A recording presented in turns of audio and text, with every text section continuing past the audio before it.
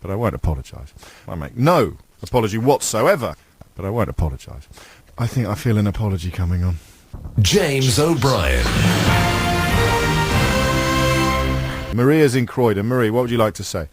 Hi, I'm a primary school teacher in Croydon, and we actually have fantastic links Why aren't you in with class? our local PCSE. Why aren't you in class? I'm off injured. Oh, here we go. I'm not very well, but we really do have fantastic links with our PCSOs. They come in, they talk to the kids of all ages. They come in and talk to our reception class, who are sort of 4 and 5, right through to our 11-year-olds, and the children have an immense respect for them, which then turns into a respect for police. They don't necessarily at their age see there's a difference. They see the police are coming in. They come in, they talk about staying safe, about being good citizens.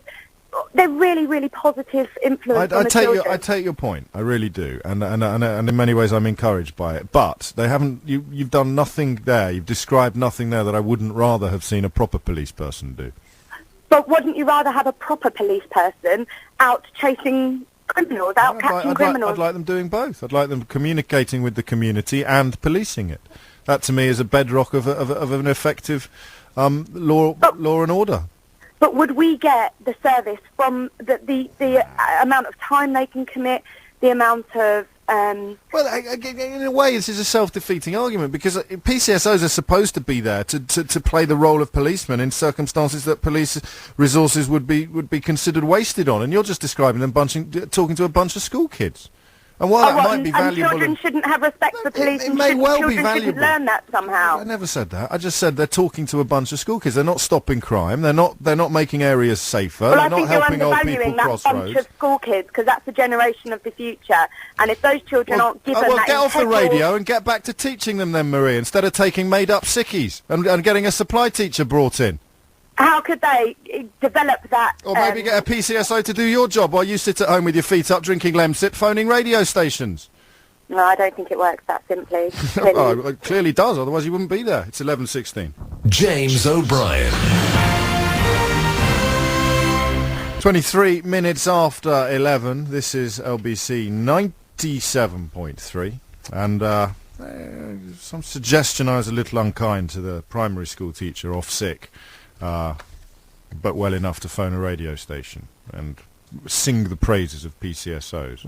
What I thought I'd do is accuse her of skiving and getting us and see how angry she got to work out how right I was. And if she didn't get angry at all, that would mean I'd touched a nerve and that she probably was on the sick. So I don't know. That was my theory. If you felt I judged it wrong, then I accept that, but I won't apologise. And I don't think all these texts can be from my wife. The primary school teacher didn't say she was off sick, James. She said she was injured. That doesn't stop her from phoning in. You are arrogant and stupid sometimes. Oh, had you been listening to the lady that you were so rude to, you would know she said that she was injured and not sick and therefore able to phone the radio. John in Wood Green says, you couldn't handle that school teacher, so you got personal and bullied her, you complacent ex-public school, and then he uses a rather unfortunate swear word which somewhat undermines the otherwise convincing nature of his text. Okay. Yeah, Helena, you were horrid to that teacher. I think I feel an apology coming on. Shall we go back to Marie, the primary school teacher in Croydon? Marie? Hiya. I'm very sorry for being so rude to you. Well, I appreciate the apology. It was unnecessary and it was ill-judged. I appreciate that, thank you. And you are, of course, injured, not off sick, so you are unable to go to work, and that's why you were able to phone me. That's true, yes. Do you accept my apology? I accept your apology, thank you very much. Thank you. And as I say to the children, it's the bigger person that apologises, so thank you. I asked for that. My pleasure. There you go, you see? Can do it. Gareth is in Watford. Gareth, what would you like to say?